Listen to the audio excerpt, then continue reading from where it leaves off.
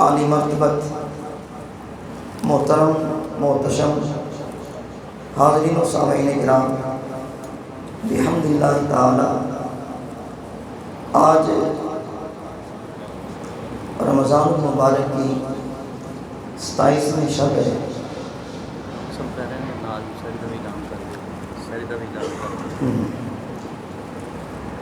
27ویں رمضان المبارک ہے اور تراویح کے اندر آج قرآن پاک مکمل ہوا۔ اللہ تعالیٰ کا جتنا بھی شکر ادا کرے کم ہے کہ اس مالک نے اپنے کرم، توفیق اور فضل سے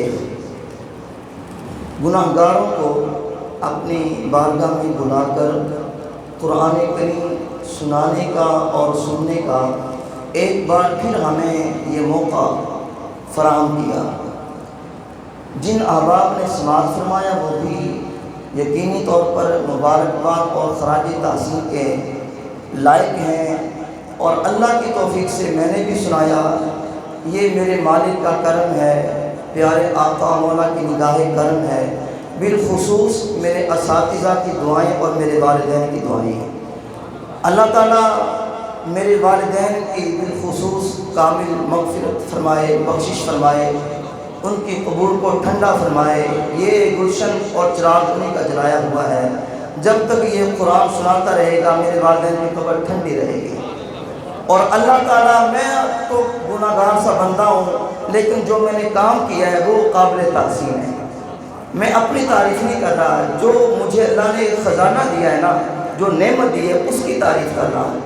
میرے والدین نے میری انگلی پکڑ کے مجھے اس راستے پہ لگایا، تو آج وہ راستے مجھے یاد ہیں کہ کس طرح میرے والدین مجھے پہنچاتے تھے مدرسے میں اور کس طرح میں پڑھنے جاتا تھا۔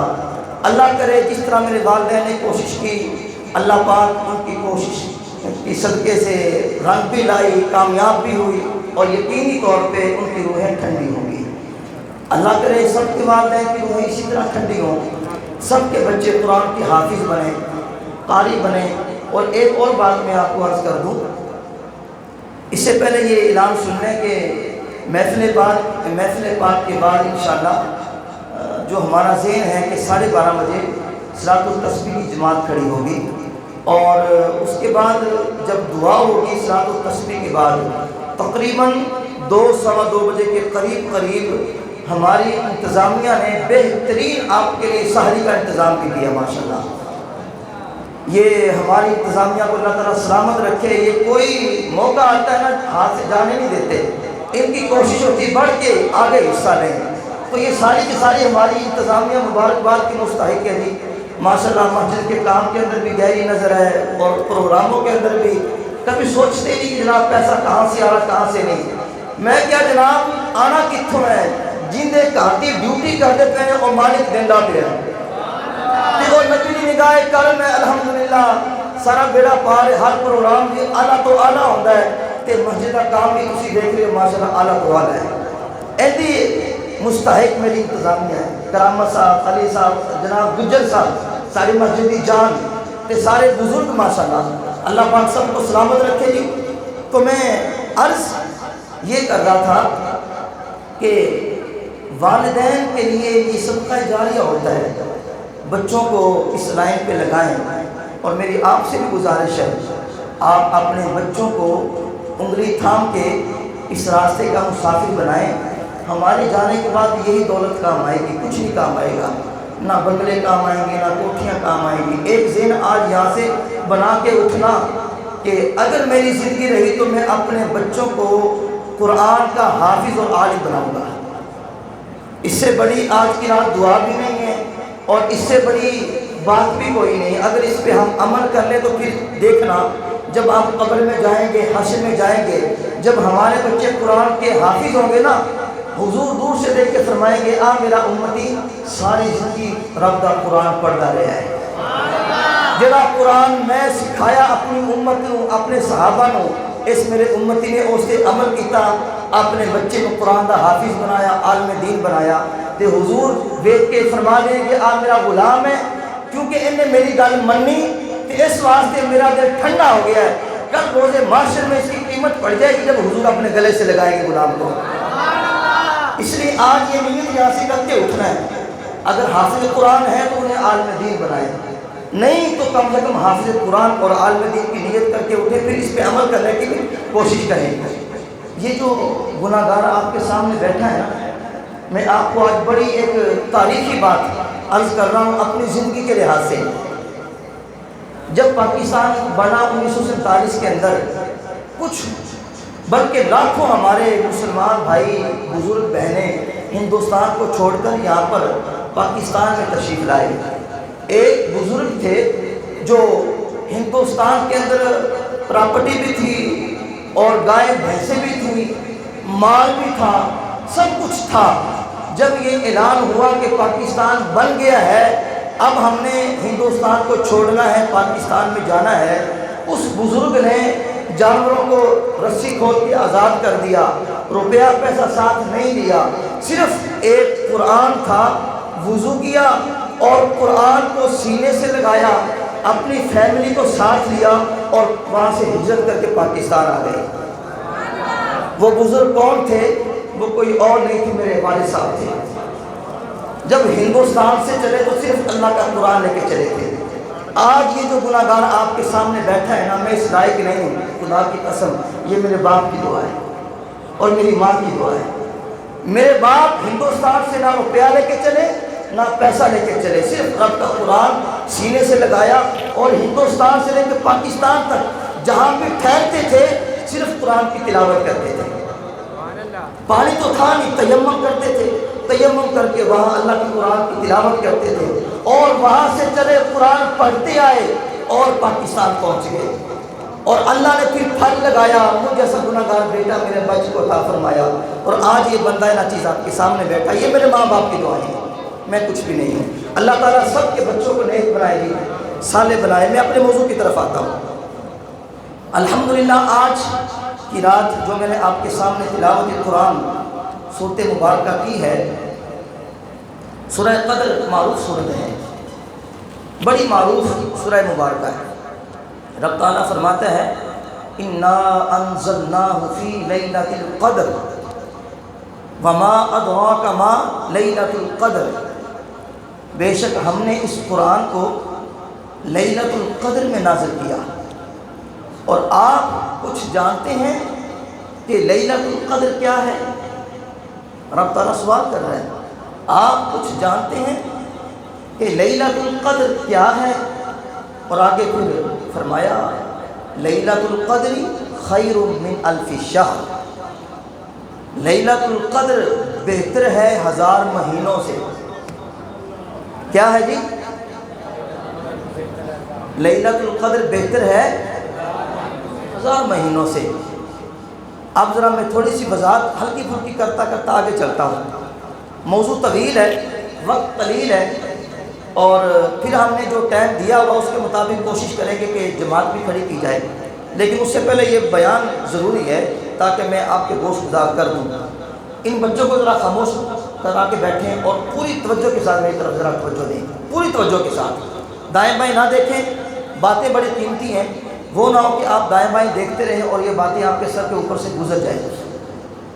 علامہ قرطبی رحمۃ اللہ علیہ، آپ نے اس رات کو لیلۃ القدر کہنے کی وجہ یہ بیان فرمائی ہے، فرماتے ہیں کہ اس رات کو شب قدر اس لیے کہتے ہیں کہ اس میں اللہ تعالیٰ نے ایک شانوں والی کتاب اور شانوں والے نبی پر اور شانوں والی امت کے لیے نازل فرمائی۔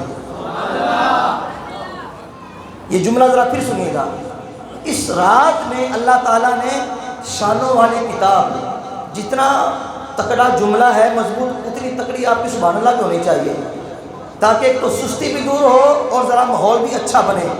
فرمایا اس رات میں اللہ تعالیٰ نے ایک بڑی مقدس کتاب اور بڑی مقدس ہستی پر اور بڑی شانوں والی امت کے لیے نازل فرمائی۔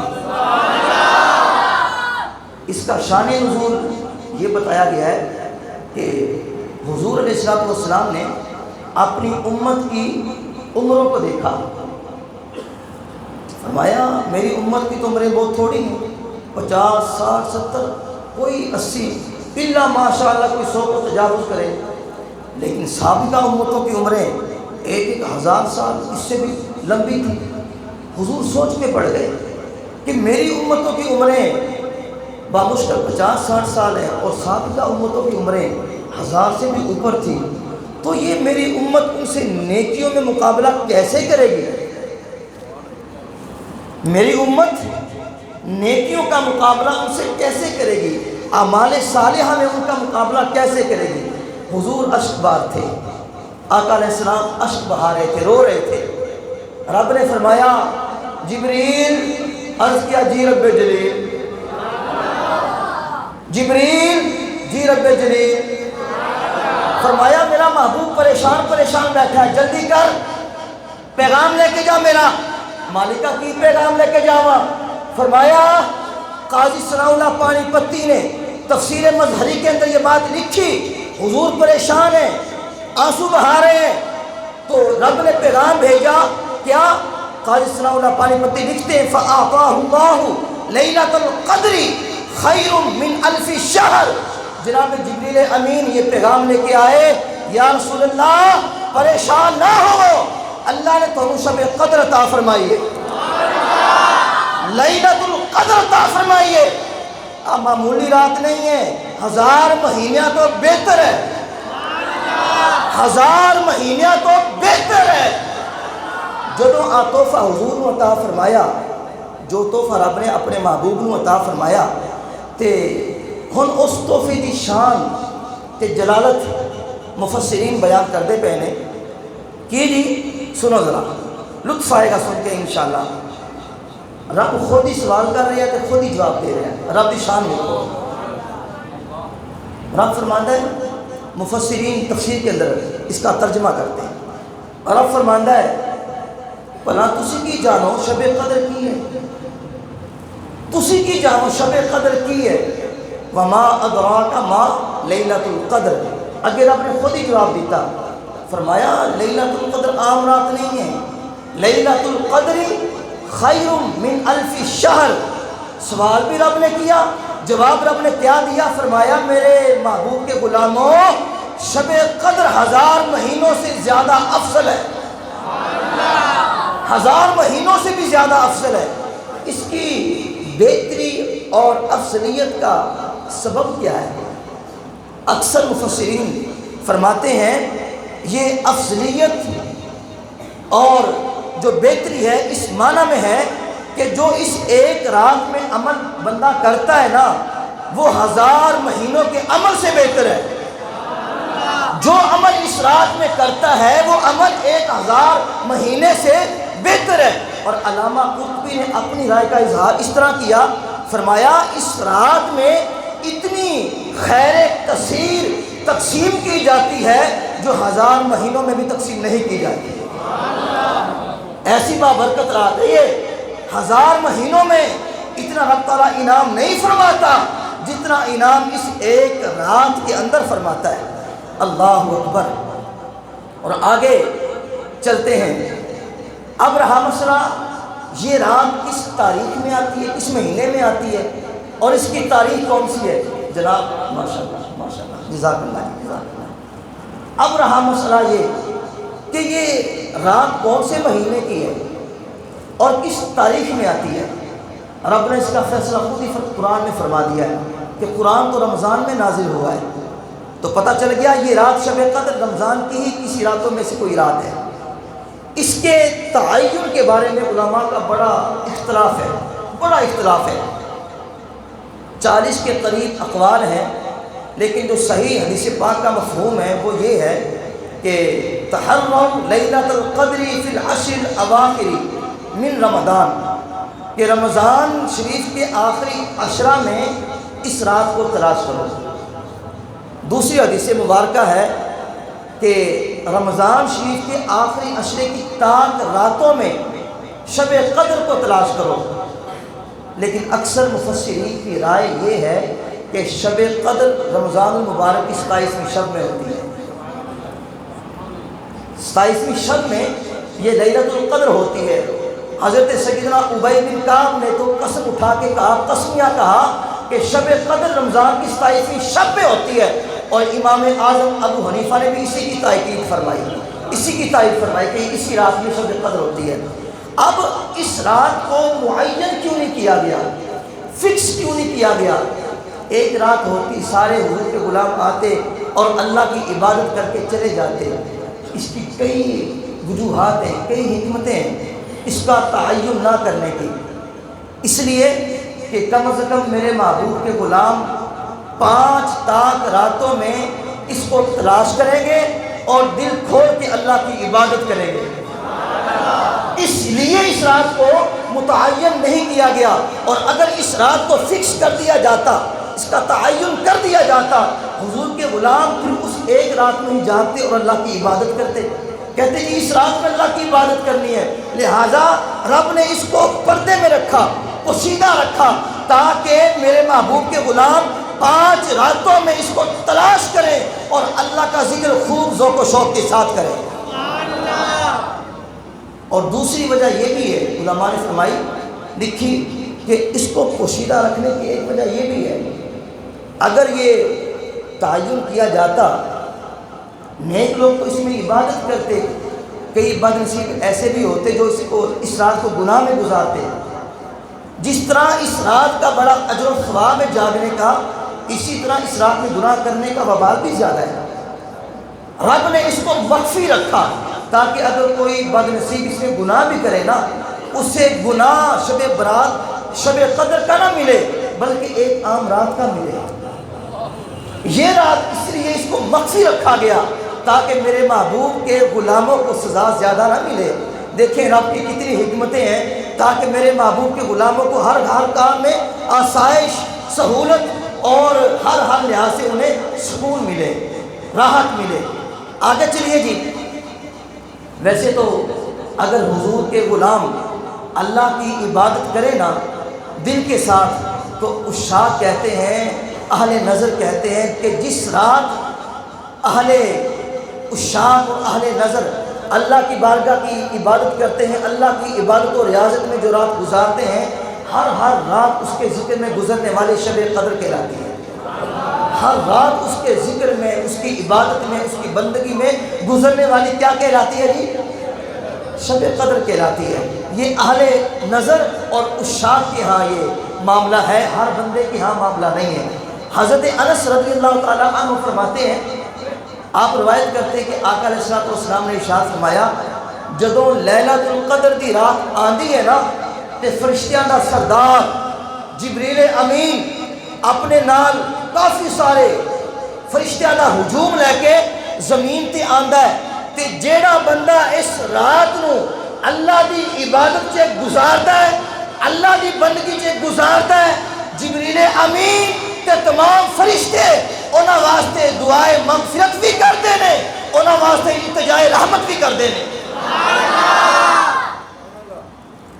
وہ کتنے خوش نصیب اور بلند اقبال ہیں کہ جن کے لیے فرشتے زمین پہ اترتے ہیں۔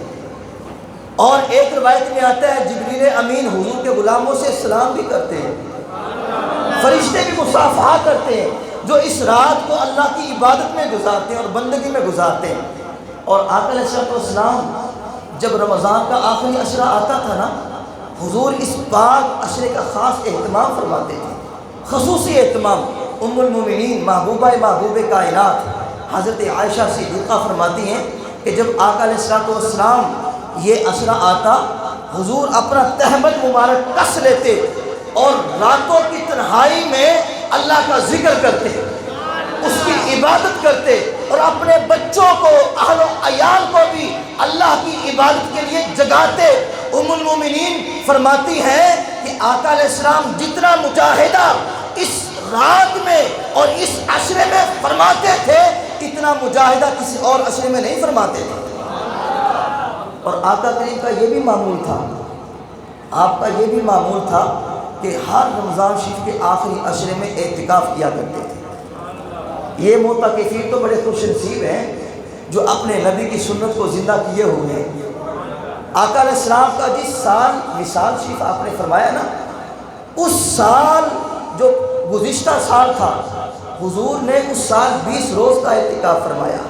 حضور کو پتہ تھا کہ آئندہ سال میرا ایک وصال ہے، میں نے رب کی بارگاہ میں حاضر ہو جانا ہے۔ حضور نے وصال کے ایک سال قبل 20 سال کا ڈبل اعتکاف فرمایا، اور حضور کے انتقال کے بعد ہماری مائیں ازواج الرسول امہات المومنین نے بھی حضور کی اس سنت کو زندہ رکھا، اور تمام امہات المومنین بھی حضور کی سنت پہ عمل کرتے ہوئے ہر سال اعتکاف فرمایا کرتے تھے۔ سبحان اللہ۔ اس رات کی ایک خصوصیت یہ بھی ہے، کیا اس رات میں اللہ تعالیٰ ہر دعا کو قبول فرماتا ہے۔ اگر جائز اور نیک دعا ہو تو رب تعالیٰ ہر دعا کو قبول فرماتا ہے۔ تو اس لیے ہمیں اس رات میں کوئی لہو و لعب، کھیل کود کی طرف، غفلت کی طرف توجہ بالکل نہیں کرنی چاہیے۔ جو لمحات گزارے یکسوئی کے ساتھ، دل جمعی کے ساتھ اللہ کی بارگاہ میں گزارے، اور جو دعا مانگے ہر دل کی حسرت کو پورا کر لیں۔ ممکن ہے جو لمحات میں ہم دعا مانگ رہے ہیں اللہ تعالیٰ اسے اپنی بارگاہ میں قبول فرما لے۔ اگر یہ شب قدر ہے تو رب تعالیٰ اسے اپنی بارگاہ میں ہر دعا کو قبول فرمائے گا۔ ام المومنین حضرت عائشہ صدیقہ نے حضور کی بارگاہ میں عرض کیا، حضور اگر میں شب قدر کو پا لوں تو پھر میں کیا کروں، کون سی دعا مانگوں؟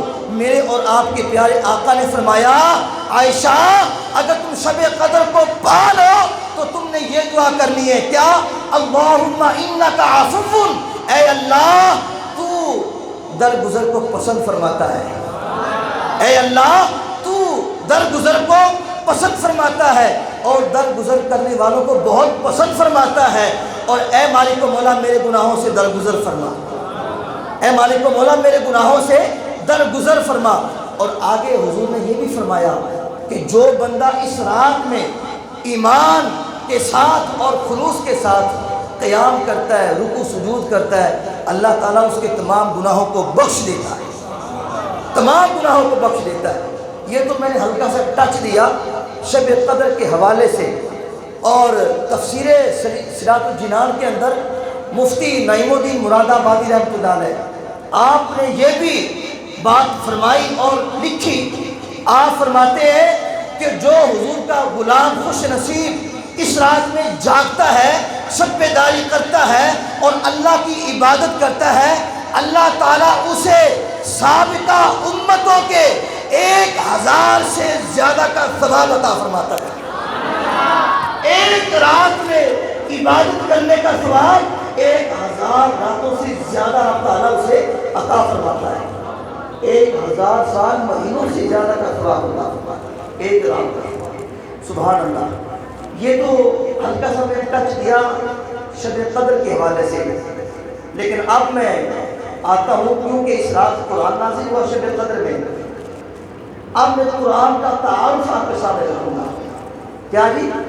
قرآن کا تعارف، قرآن آیا کیسے، لے کے کون آیا، کس پر آیا، کس مہینے میں آیا، کس زبان میں آیا۔ اب ذرا توجہ کیجیے، قرآن کا تعارف مختصر سا یہ ہے کہ قرآن کا نگہبان کون ہے، قرآن کا محافظ کون ہے۔ ذرا اس سے قبل ایک بار ذرا پورے انداز میں طاقت کے ساتھ ذرا کہیں سبحان اللہ، پوری قوت کے ساتھ ذرا کہیں پھر سبحان اللہ۔ قرآن کا محافظ کون ہے؟ توجہ، قرآن کا محافظ کون ہے؟ رب تعالیٰ نے قرآن، انجیل، زبور، صحائف وغیرہ اتارے نا، وہ مخصوص قوموں کے لیے اتارے تھے، انبیاء کرام علیہ السلام پر۔ جیسے ہی وہ نبی دنیا سے تشریف لے کے گئے وہ کتابیں ختم ہو گئی۔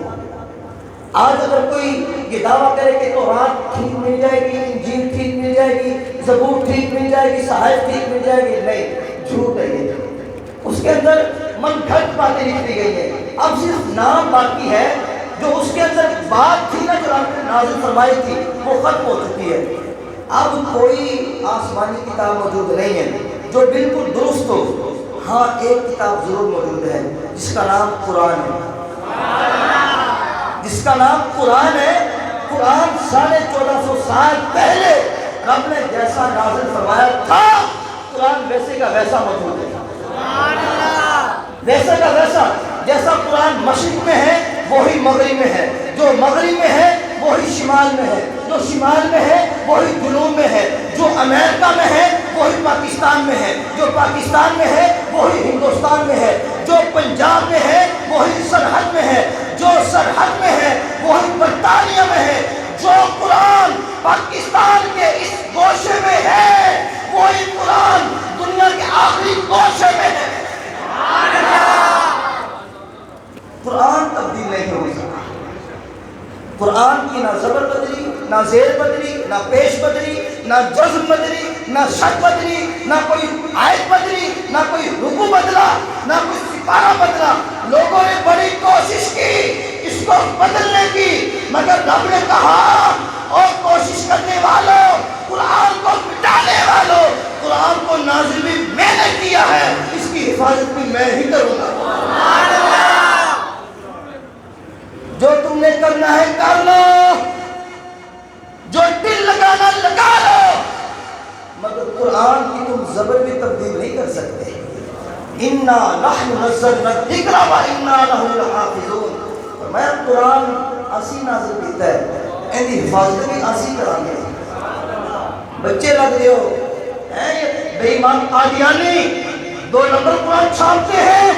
میں نے کہا کمینوں اور بدخشت لوگوں، تم نے 2 نمبر قرآن چھاپ دیا ہے، لیکن جو قرآن میرے نبی لے کے آئے ہیں وہ تا قیامت زندہ رہے گا۔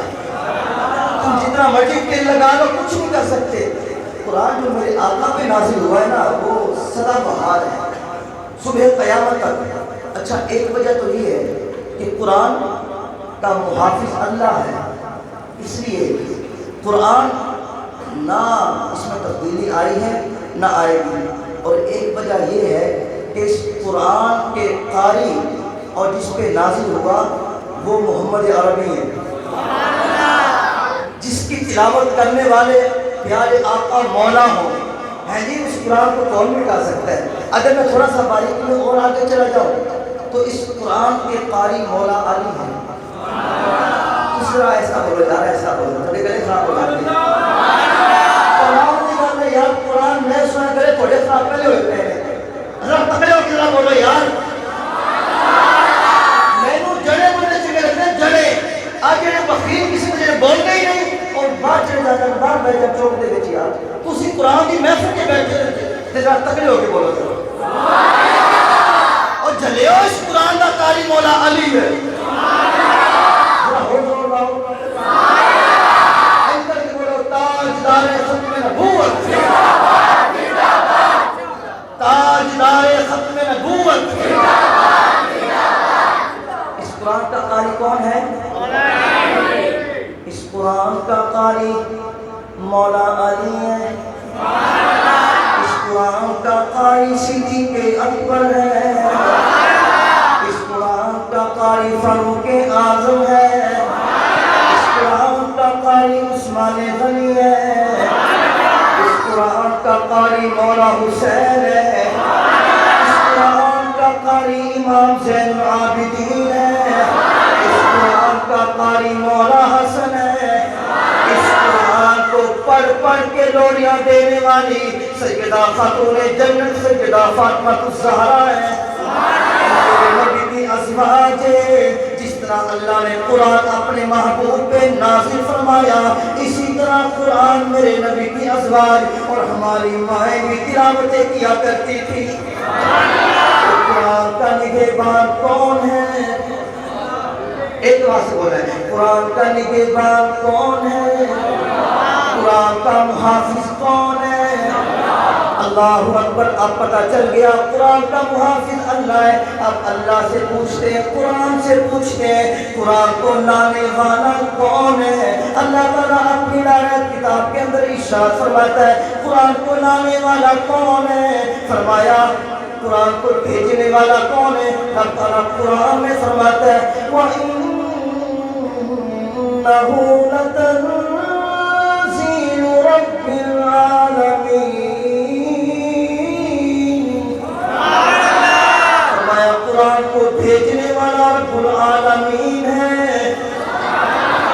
قرآن بھیجنے والا کون ہے جی؟ قرآن کو لانے والا کون ہے؟ نزل بہ الروح الامین۔ ہر سوال قرآن کو کرنا ہے، ہر سوال قرآن کو کرنا ہے۔ قرآن بھیجا کی نے؟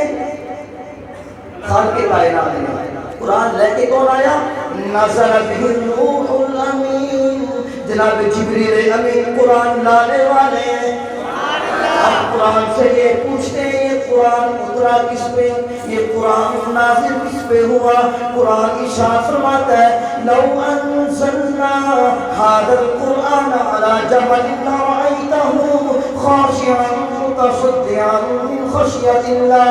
اللہ تعالیٰ قرآن میں فرماتا ہے اگر ہم یہ قرآن پہاڑ پہ نازل کر دیتے تو ضرور دیکھتے پہاڑ کو جھکا ہوا پاش پاش ہو جاتا اللہ کے خوف سے۔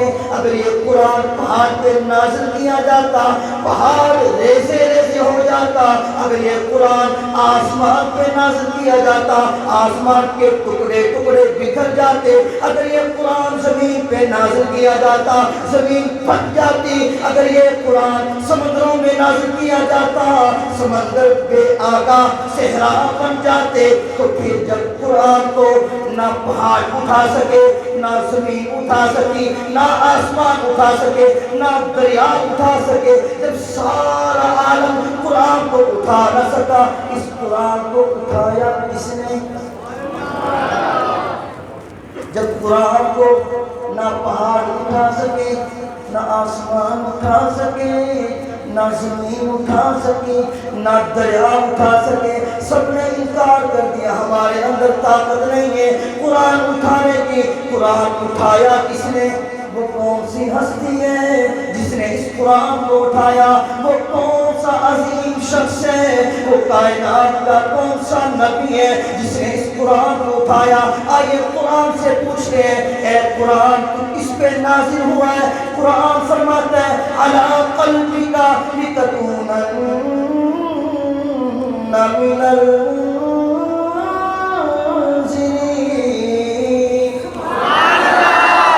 قرآن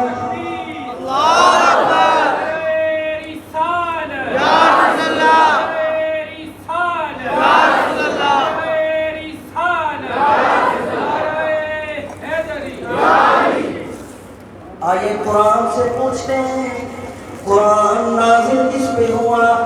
قرآن فرماتا ہے اور کائنات والوں اور شمال والوں جنوب والوں نہ میں نے پہاڑ چک سکے نہ آسمان چک سکیا نہ زمین چک سکی نہ میں نے دریا چک سکے، میں نے چکیا کی نے بڑی مردان کی نال بڑی کھندا پیشانی نال میں نے کینے برداشت کیتا میرے نال محبت کینے کی تھی۔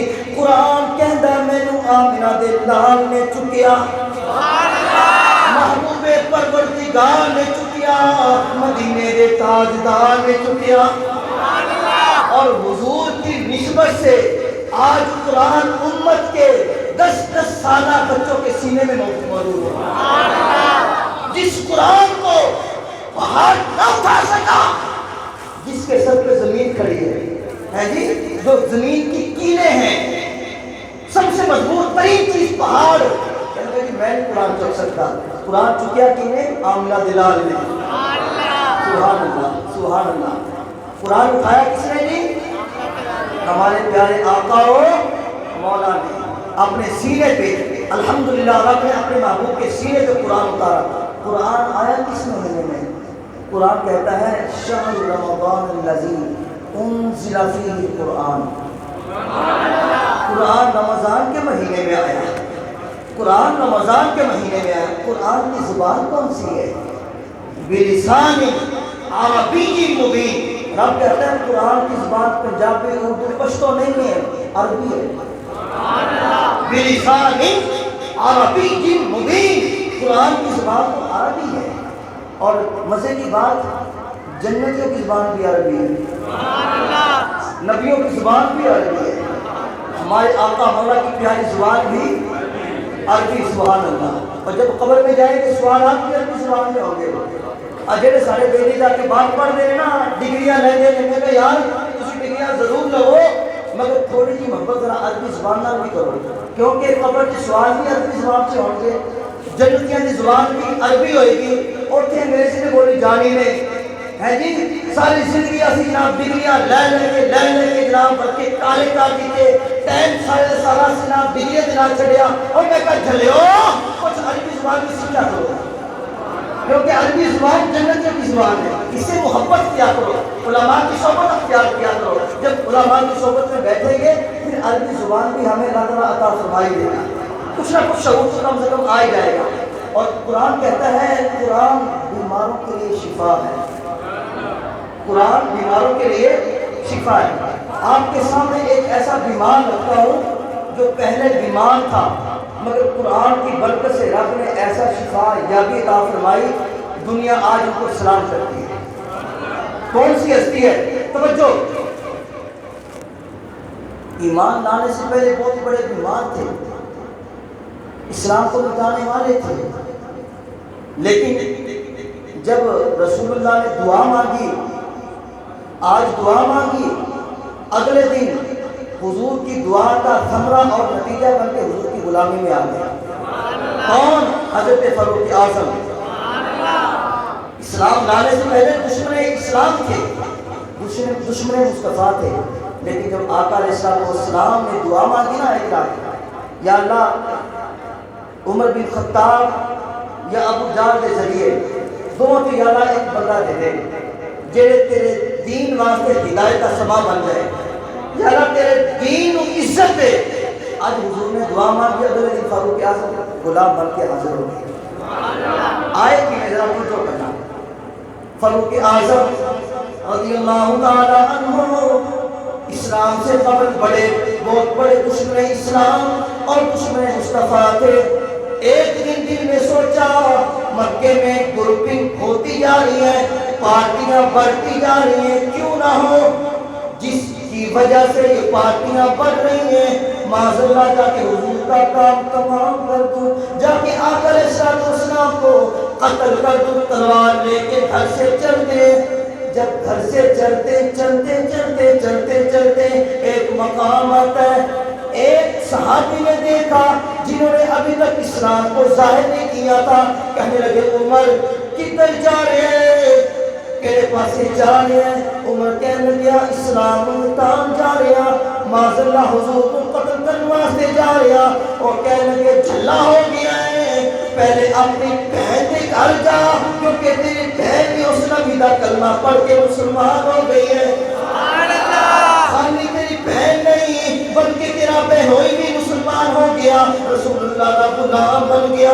عمر دے تیور بدل گئے، بڑے غصے میں حضور کی بارگاہ میں جانے پیسے قتل دے ارادے نال جدوں بہن دا نام سنیا لال پیلے ہو گئے، بڑا پسینہ آ گیا، بڑے جوان سن، بڑے گبرو سن، حضور بلے تے گئے نہیں، بہن دا نام سن کے حضور بلے نہیں گئے بلکہ اپنی بہن دے گھر بلے مڑ گئے۔ جدوں اپنی بہن دے گھر آئے دروازہ بند سی، دروازے نال کان لایا، اندروں قرآن کی آواز آ رہی سی، اندروں آواز آ رہی سی، اوہ ما انزلنا علیک القرآن لتشقى الا تذکرة لمن یخشى تنزیلا ممن خلق الارض والسماوات العلا الرحمن على العرش استوى۔ اندر سے سورہ طٰہٰ کی پڑھنے کی آواز آ رہی ہے، عمر کچھ دیر تو سنتے رہے، پاؤں تلے سے زمین نکل گئی۔ میں جس دین کو مٹانے جا رہا تھا اسی دین کو ماننے والی میری بہن بھی ہو گئی، میرا بہنوئی بھی ہو گیا۔ پھر غصے کے ساتھ دستک دی، جب اندر سے سوراخوں میں سے دیکھا بہن نے میرا بھائی عمر آ گیا ہے، جلدی سے وہ صفحہ چھپا دیا جس پہ قرآن کی آیتیں لکھی ہوئی تھی۔ حضرت خباب بہن کو آپ کی کو اور بہنوئی کو پڑھا رہے تھے، وہ چھپ گئے۔ بہن نے ڈرتے ڈرتے کنڈی کھولی، فاروق اعظم نے قرآن کو پہلے سن لیا تھا۔ جب کنڈی کھولی گئی عمر کے پاس ایک لٹھ تھا، سوٹی تھی، درہ تھا، ساتھ بہن کو مارنا شروع کر دیا، بہن بھی لہولہان ہو گئی۔ پھر بہنوئی آئے، بہنوئی کو بھی پکڑ لیا، اس کو بھی مار مار کے برا حال کر دیا۔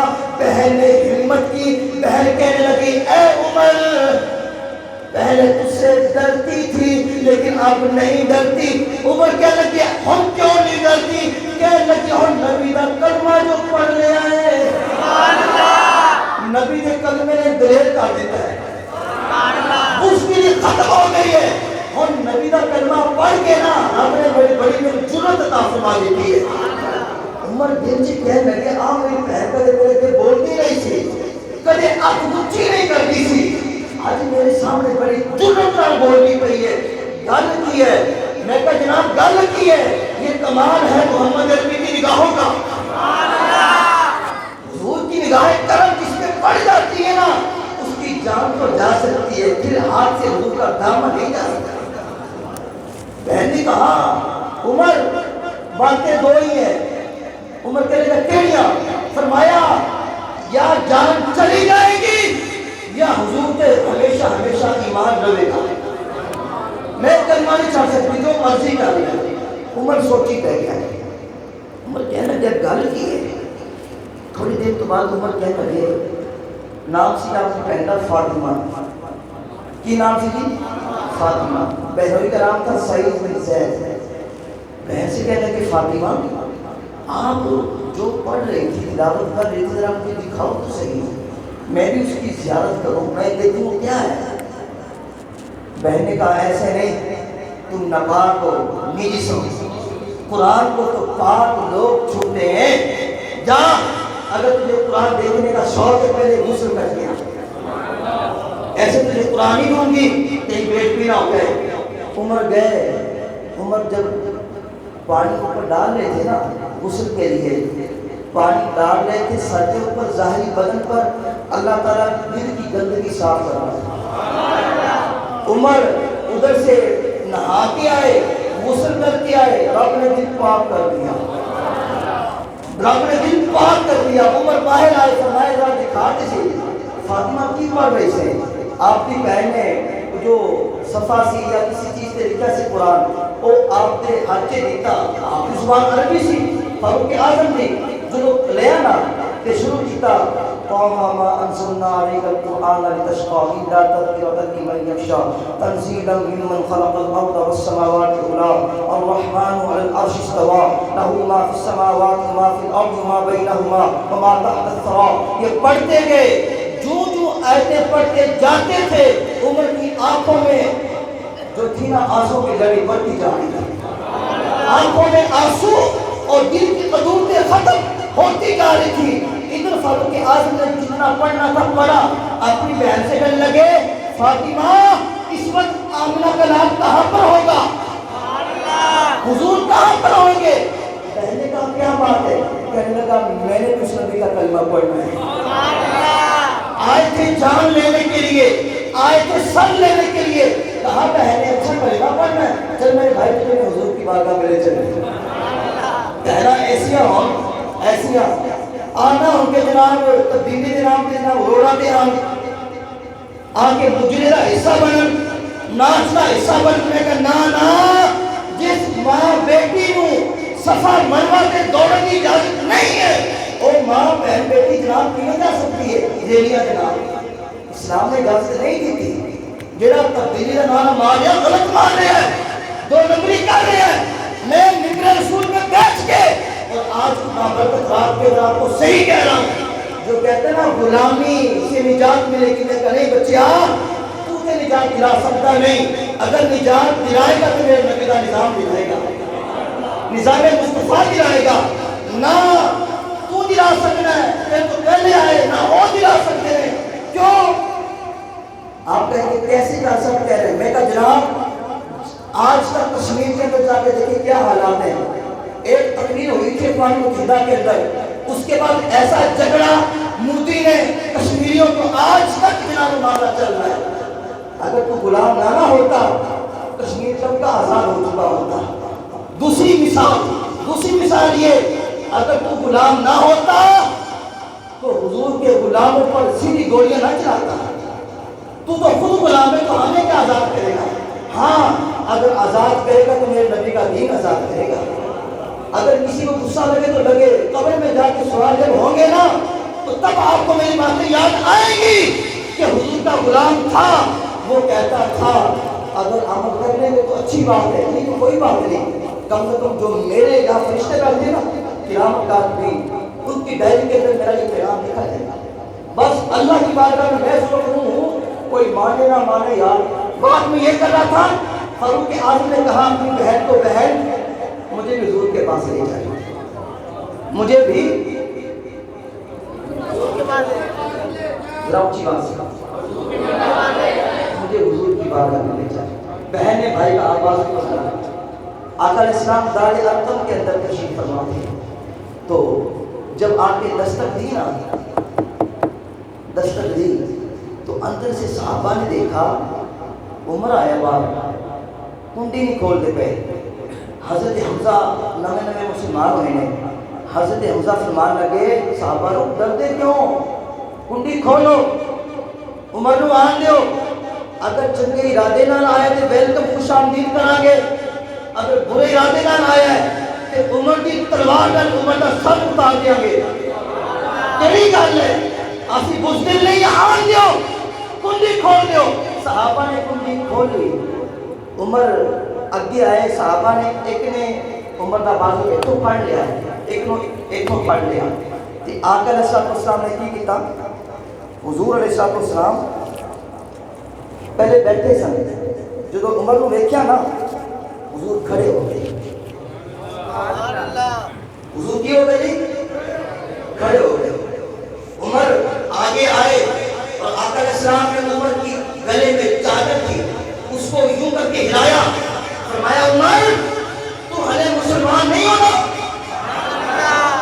تو مسلمان نہیں ہونا، پھر دعا کی تھی مالک و مولا عمر کے دل کو اسلام کے لیے روشن فرما دے، مالک و مولا عمر کو اسلام کے لیے ہمیں ہدایت کا راستہ بنا دے۔ حضور نے دعا مانگی اور عمر کا دل کا زخم پہلے ہی اتر گیا تھا۔ جب حضور نے دعا مانگی نا، جو حضور نے ایک دن پہلے مانگی تھی، عمر نے کہا حضور میں تو آپ کا کلمہ پڑھنے کے لیے آیا، حضور کلمہ پڑھاؤ، اگے عقیدہ، حضور کلمہ پڑھاؤ، اپنی غلامی کے میں داخل کرو۔ جب کہا نا عمر نے مجھے کلمہ پڑھائے، حضور نے فرمایا نعرہ تکبیر، ایسے نہیں جی میں کتنا نہیں کر گیا۔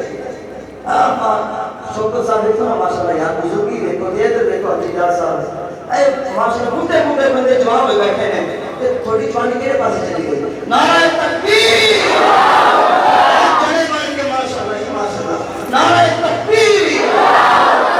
نبی نے جب یہ نعرہ لگایا نا، خدا کی قسم مکے کے در و دیوار گونج اٹھے، مکے کے در و دیوار گونج اٹھے۔ جب آقا علیہ السلام نے نعرہ لگایا، فرشتوں نے مبارکباد دیا تھی کہ عمر نے اسلام قبول کر لیا ہے، سبحان اللہ۔ تو یہ ہے فاروق اعظم کا اسلام قبول کرنا، اور قبول کیا کیسے؟ اس قرآن کی برکت سے۔ قرآن تو دلوں کا زنگ اتارتا ہے، قرآن دلوں کی کدورتیں دور کرتا ہے۔ 12 بجنے والے کی بات ختم کرتا ہوں میں، بس اپنی آخری اختتامی باتیں اور بڑی قیمتی باتیں، پتہ نہیں اگلے سال ہماری زندگی رہتی کہ نہیں رہتی، ہاں جی۔ یہ جو آپ یہ ہماری جو انتظامیہ حفاظ کے ساتھ، قاری صاحب کے ساتھ، میرے ساتھ، جنید کے ساتھ، حفاظ کے ساتھ، علماء کے ساتھ یہ جو محبت کرتی ہے نا، آج آپ کو یہ میں تحفہ دینے لگا ہوں اس رات کی وجہ سے، یہ لکھیں، یہ جو آپ محبت کرتے ہیں نا علماء کے ساتھ، یہ نذرانے، یہ دیکھیں نا پیسے آ رہے ہیں میرے سامنے، میرے ورگے بندے کو کوئی ایک روپیہ نہیں دینا، ایسا نکما آدمی ہے میں، لیکن اگر ٹھیک لگ گیا پھر نوٹانا کیوں؟ جب سے حضور سے نسبت ہوئی ہے نا، ان کی کیا ویلیو رہ گئی ہے، ہیں جی۔ یہ سارا کرم تو اس سرکار کا ہے نا، اور قرآن کی بدولت اللہ تعالیٰ مجھے سب کچھ دے رہا ہے۔ اب یہ جو مجھ سے لوگ محبت کرتے ہیں، کیوں کرتے ہیں؟ قرآن کے حفاظ سے، طلباء سے جو محبت کرتے ہیں، ان کو رب دیتا کیا ہے؟ توجہ جی، بڑی قیمتی گل، سلطان محمود غزنوی رحمۃ اللہ علیہ، نام سنے جی؟ بڑے نیک بادشاہ سن، بڑے نیک پارسا بادشاہ سن، ہلے نویں نویں بادشاہ بنے سن، ابتدائی ایام سن، تے انہوں دے ذہن ایک وسوسہ چلتا سی کہ انہوں دے ذہن تین وسوسے سن، تین خیالات آندے سن۔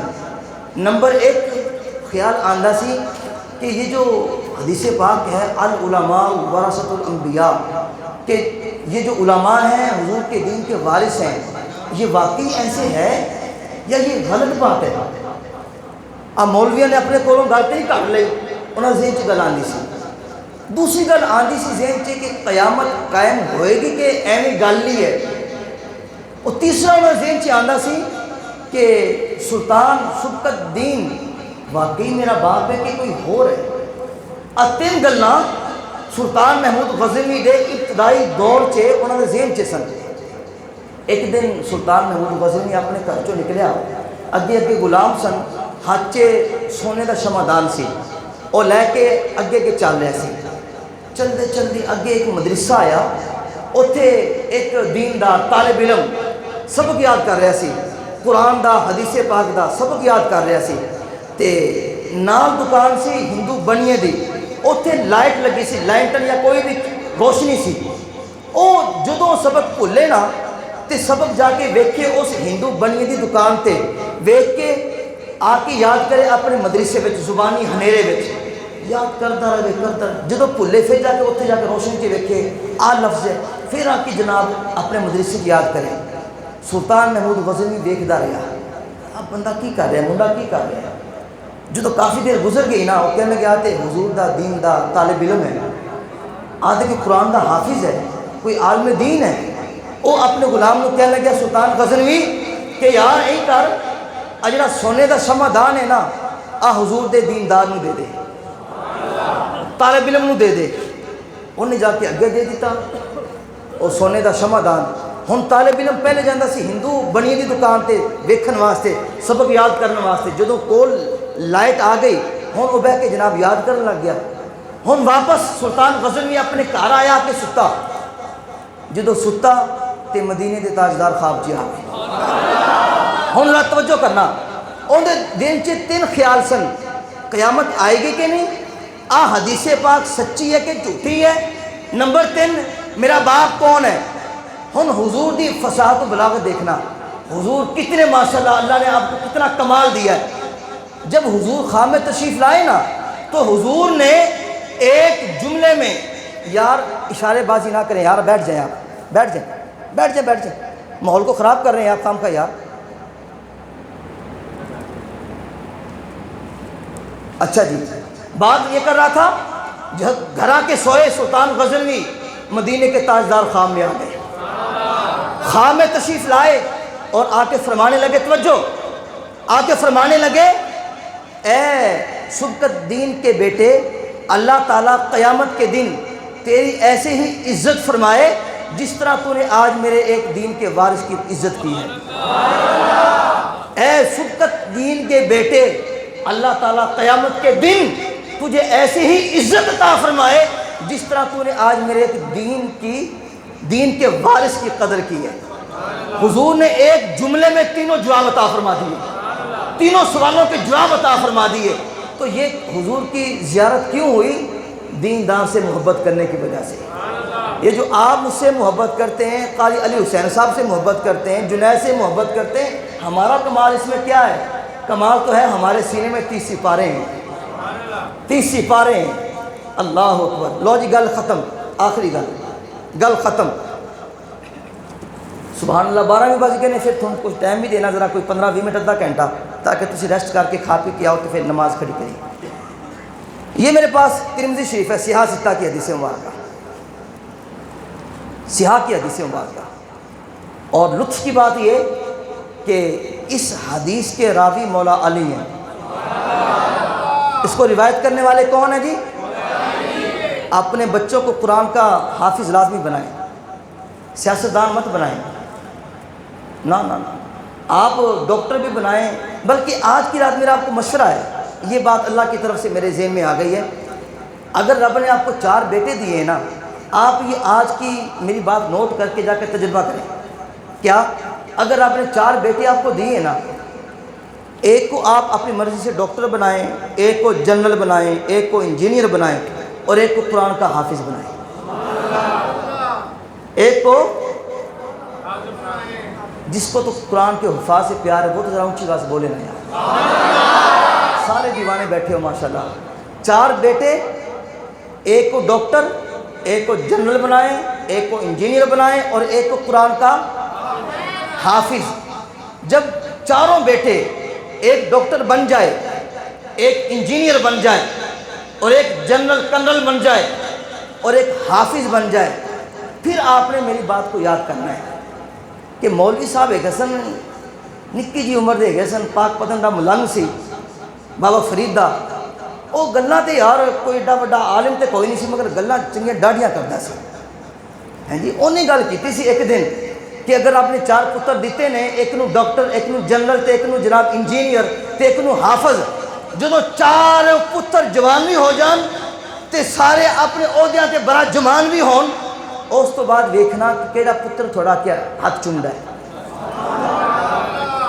اگر میں بالکل بے علم بندہ، نہ کسی عقل بھی ہاں، میرے کو کوئی عقل نہیں، جدو پتر ڈاکٹر بن جائے، انجینئر بن جائے، کرنل بن جائے، صدر پاکستان بے شک بن جائے، وزیر اعظم بن جائے، ایک حافظ قرآن ہوئے، پھر چیک کرنا 4 پتراں وچوں آ کے ہاتھ کیڑا پتر چومدا ہے۔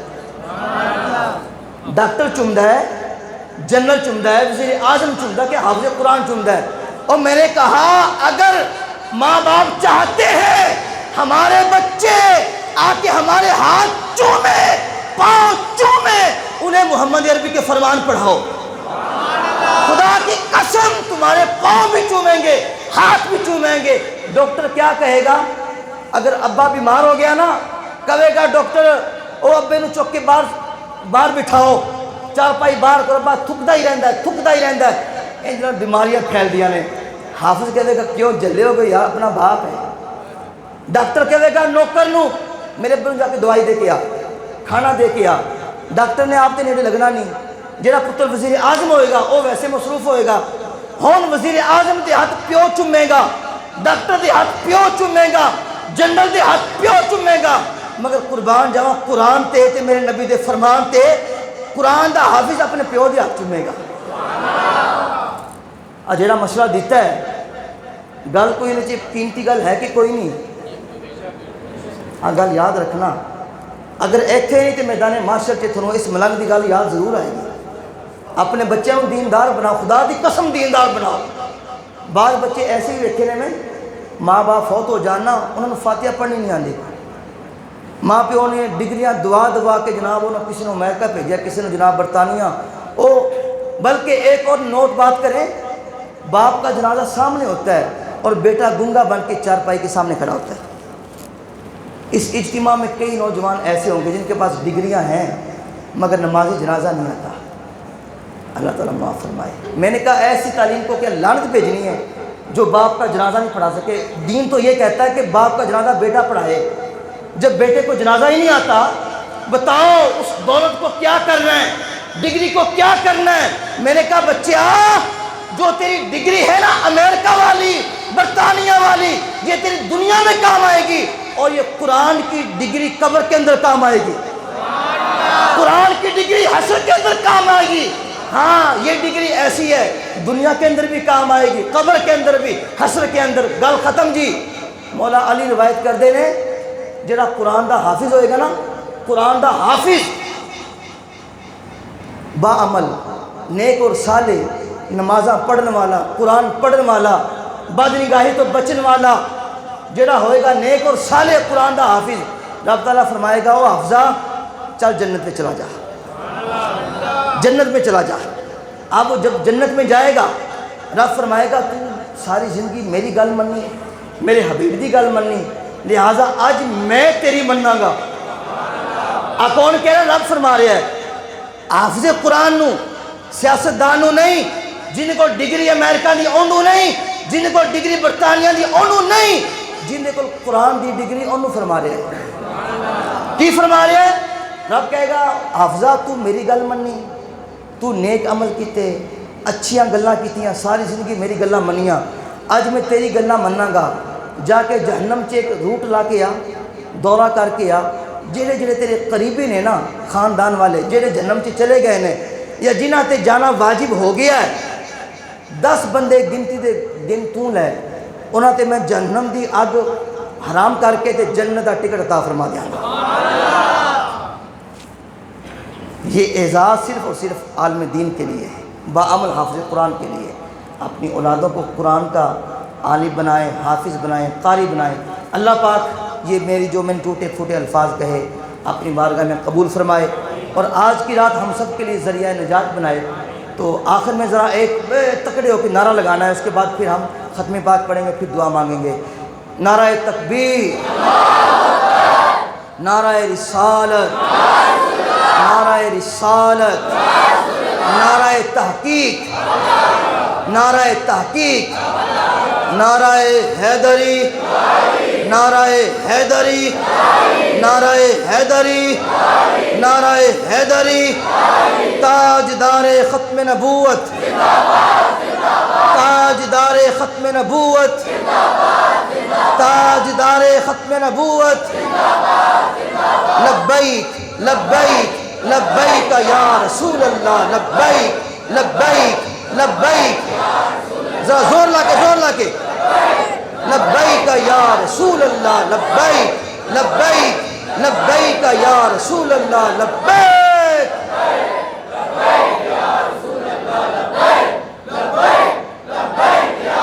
سبحان اللہ سبحان اللہ سبحان اللہ سبحان اللہ سبحان اللہ سبحان اللہ، ماشاء اللہ ماشاء اللہ ماشاء اللہ ماشاء اللہ۔ اللہ پاک آپ کی بزرگیاں سلامت رکھے، ہماری انتظامیہ کو سلامت رکھے، ہمارے بزرگوں کو سلامت رکھے، جتنے دوست آئے ہیں حضور کے غلام اللہ پاک سب کو سلامت رکھے۔ سلام کے لیے کھڑے ہو جائیں، 2 اشعار سلام کے، اس کے بعد ختم پاک ہو۔